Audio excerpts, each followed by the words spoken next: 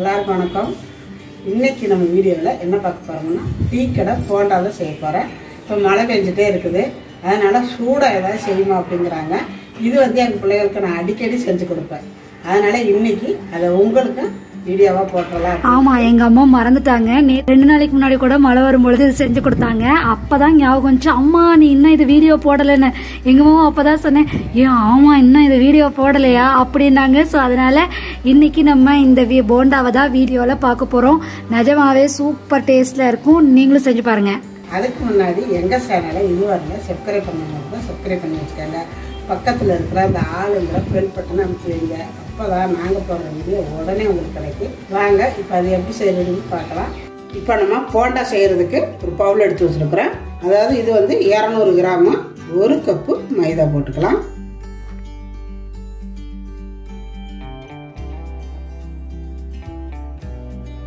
அரை கப்பு சர்க்கரை எடுத்து நைஸாக பொடி பண்ணிக்கணும். நான் 1/2 கப்பு சர்க்கரை எடுத்து இந்த மாதிரி பவுடராக அரைச்சி வச்சுருக்கிறேன். அதையும் சேர்த்துக்கலாம். இது கூடவே கொஞ்சமாக சால்ட்டு நல்லா டேஸ்ட்டாக இருக்கிறதுக்காக கொஞ்சமாக ஏலக்காய் பவுட்ரு. உங்கள்கிட்ட ஏலக்காய் பவுட்ரு இல்லைன்னா சர்க்கரை அரைக்கல 2 ஏலக்காய் போட்டு அரைச்சிக்கோங்க. இதையும் சேர்த்துக்கலாம். ஒரு 1.5 ஸ்பூனு வெள்ளை ரவை எடுத்துக்கணும், இதையும் சேர்த்துக்கலாம். இதையெல்லாம் சேர்த்தாச்சு. இதை நல்லா ஒரு முறை எல்லாத்தையும் கலக்கி விட்டுக்கோங்க. இதில் நிறைய பேர் பால் ஊற்றி பண்ணிக்கிறாங்க, தயிர் ஊற்றிக்கிறாங்க, இல்லைன்னா இட்லி மாவு இருந்தால் கூட சேர்த்துக்கிறாங்க. நீங்கள் அப்படி வேணாலும் சேர்த்துக்கலாம். ஆனால் கடையிலலாம் வெறும் தண்ணி மட்டும் தான் ஊற்றி பிணைஞ்சிக்குவாங்க. அதாவது டீ கடையிலலாம் எப்படி இப்போ செய்வாங்களோ அதே மாதிரி தான் இப்போ நானும் உங்களுக்கு பிணைஞ்சு காட்ட போகிறேன். இப்போ இதில் கொஞ்சம் கொஞ்சமாக தண்ணி விட்டு பிணைஞ்சிக்கலாம். தண்ணி ஒட்டுக்க விட்டுறாதீங்க, தண்ணியாக போயிடும் மாவு. ஏன்னா கெட்டியாக இருக்கணும் மாவு. கொஞ்சம் கொஞ்சமாக விட்டு பார்த்துக்கோங்க. இது நம்ம கையால் தான் எடுத்து போடணும். அதனால் நம்ம கையால் எடுத்து போடுற அளவுக்கு வேணும், தண்ணியாக போயிடக்கூடாது. பாருங்க, இப்படி இருந்தால் தான் நம்ம எடுத்து போடுறதுக்கு நல்லாயிருக்கும். ரொம்ப தண்ணியாக போயிடக்கூடாது. பாருங்கள், இப்படி விழுகணும். ஒரு 10லேருந்து 15 நிமிஷம் இருக்கணும். இப்போ மூடி வச்சுருவோம். தயிரெல்லாம் ஊற்றலை, அதனால் கொஞ்ச நேரம் மூடி இருந்துச்சுன்னா நல்லா அந்த மாவெல்லாம் மிக்ஸ் ஆகி நல்லா சாஃப்டாக இருக்கும். இப்போ ஊறட்டும். இப்போ மாவு கொஞ்சம் நேரம் ஊறட்டும். அதுக்குள்ளார சாப்பாடு காலையிலே செஞ்சுட்டேன், குழம்பு வைக்கல. பழைய குழம்பு இருந்ததுனால விட்டுட்டேன். ஏதாவது தாளிச்சு கொடுமா அப்படின்னு சொல்லி பானு கேட்டுருக்குறா. அதனால் பூண்டு சாதம் தான் இப்போ தாளிக்க போகிறேன். அடுப்பத்தை வச்சு விட்டுக்கலாம். சட்டி காஞ்சது கொஞ்சம் போல் தேங்காய் எண்ணெய் விட்டுக்கோங்க, ரொம்ப நல்லாயிருக்கும். தேங்காய் எண்ணெய் விட்டிங்கன்னா நல்லாவே இருக்கும் சாப்பாடு. எண்ணெய் காஞ்சது கொஞ்சம் போல் கடுகு உளுந்தம் பருப்பு, 100 கிராமு சின்ன வெங்காயம் எடுத்து பொடியாக கட் பண்ணி வச்சுருக்கிறேன், 2 கருவேப்பிலை கொத்து, 3 பச்சை மிளகாய், அதாவது பழுத்த மிளகாய் போட்டிங்கன்னா நல்லாயிருக்கும், கட் பண்ணி வச்சுருக்கிறேன். 50 கிராமு பூண்டு எடுத்து நல்லா பொடியாக கட் பண்ணி வச்சுருக்கிறேன். ஒரே ஒரு தக்காளி கட் பண்ணி வச்சுருக்கிறேன். கொஞ்சம் போல் கொத்தமல்லி எடுத்து வச்சுருக்கிறேன். இங்கே கடுகு வெடித்துருச்சு. கருவேப்பிலையை போட்டுக்கலாம். ஃபஸ்ட்டு பூண்டை போட்டுக்கலாம். பூண்டு தான் நல்லா வதங்கணும். பூண்டு ஓரளவு செவந்தது நான் வச்சுருக்கிறேன். இந்த சின்ன வெங்காயம், பச்சை மிளகாய், அதாவது பழுத்த மிளகாய் சேர்த்துக்கலாம்.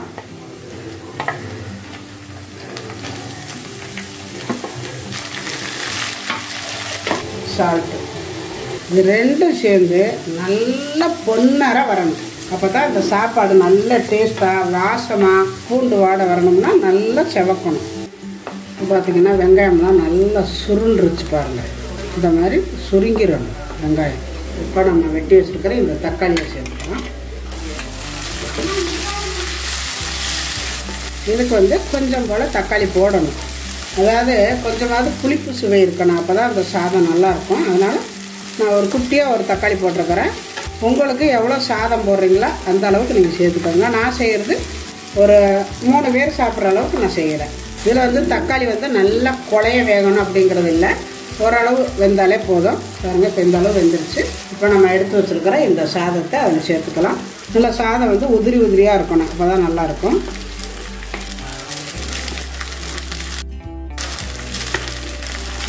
சாதத்தை போட்டோடனே அடுப்பை குறைச்சி வச்சுக்கோங்க. இந்த மாதிரி நிறைய பூண்டு சின்ன வெங்காயம் சேர்த்து நம்ம செஞ்சு கொடுக்கும் பொழுது குழந்தைங்களுக்கு வந்து ரொம்ப நல்ல ஹெல்த்தியானது.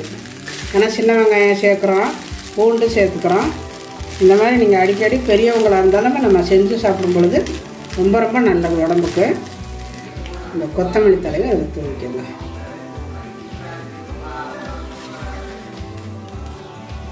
ரொம்ப நல்லாயிருக்கும். இந்த சாதம் வந்து நான் அடிக்கடி செய்வேன் முதலையெல்லாம், இப்போ செய்கிறதில்ல.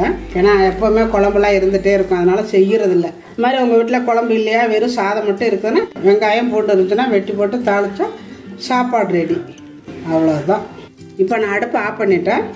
ரொம்ப அருமையான பூண்டு சின்ன வெங்காயம் சேர்ந்த ஒரு சாதம் ரெடி ஆயிடுச்சு. நான் சாப்பிட்டு பார்த்தேன், அவ்வளோ அருமையாக இருக்குது. நம்ம தேங்காய் எண்ணெய் ஊற்றுனதுனால நல்லா டேஸ்ட்டாகவே இருக்குது. உங்களுக்கு வேணும்னா ஒரு சொட்டு நெய் கூட விட்டுக்கலாம். சும்மா வாசத்துக்காக ஒரு சொட்டு விட்டிங்கன்னா இன்னும் நல்லாயிருக்கும். எங்கள் தியா சாப்பிட போகிறா. இதுக்கு வந்து நான் காலையில் பீட்ரூட்டு பொரியல் பண்ணிட்டேன். காலையில் பழைய குழம்பு வச்சு பீட்ரூட் பொரியலும் சாதம் எல்லாம் சாப்பிட்டாங்க. இப்போ பொரியல் மட்டும் தான் மிச்சம், அதுக்கு தான் சாப்பாடு தாளிச்சிட்டேன். இந்தாங்க பட்டையெல்லாம் அடிச்சிருக்கிறேன் எங்கள் தியா பாருங்க. நல்லா இருக்கா தம்மா? செமையா? நான் காரமாக இருந்தால் சாப்பிட மாட்டேன், காரமே இல்லை, இதனால இது மட்டும்தான் சாப்பிடுவேன். அதனால் இதுக்கு வந்து காரமெல்லாம் தேவையில்லை. ஒரு 2 பச்சை மிளகாயோ கழுத்து மிளகாயோ போட்டால் போதும். அவ்வளோதான் போட்டேன். நல்லா இருக்குல்ல? பச்சை மிளகாய் போட்டிங்களா? தெரியலையா? அதுதான் கரெக்ட், அப்படிதான் இருக்கணும். உனக்காகத்தான். செமையா? சீக்கிரம் சாப்பிடுங்க. இப்போ 1/4 மணி நேரம் ஆச்சு நம்ம ஊற வச்சு மாவை. இந்த மாதிரி தண்ணி பக்கத்தில் வச்சுக்கோங்க. வச்சுட்டு ஏன்னா வெறுங்கையோட தொட்டிங்கன்னா அது வந்து கையிலே வரும் பிச்சுக்கிட்டு. மறுபடி ஒரு கலக்கலைக்கங்க. இது மாதிரி இப்போ இங்கே எண்ணெய் காஞ்சிட்டு இருக்குது, போட்டுக்கலாம். இந்த மாதிரி தண்ணி பக்கத்துலேயே வச்சுக்கணும். இப்படி தொட்டுக்கோங்க. தொட்டுட்டு கொஞ்சமாக மாவு எடுக்கணும். இந்த மாதிரி எடுத்துட்டு இப்படி டக்கு டக்குன்னு போட்டு விட்டுருங்க. அடுப்பை நல்லா ஸ்பீடாகவே வச்சுக்கோங்க. போட்டதுக்கப்புறம் குறைச்சிக்கோங்க. ஒன்றோட ஒன்றா ஒட்டாமல் இருக்கணும். ஏன்னா ஒன்றுக்கு ஒன்று பக்கத்தில் போச்சுன்னா பிச்சுக்கும். உருண்டை வந்து கரெக்டாக இருக்காது. பாருங்க, போண்டா வந்து நல்லா ஒட்டி வருது. நல்லா இந்த மாதிரி வேக விட்டுறணும்.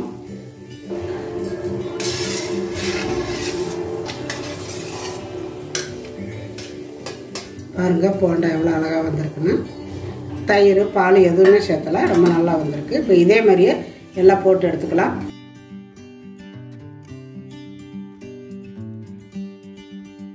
இப்போ பாருங்க நம்மளுடைய டீ கடை போண்டா ரெடி ஆயிடுச்சு.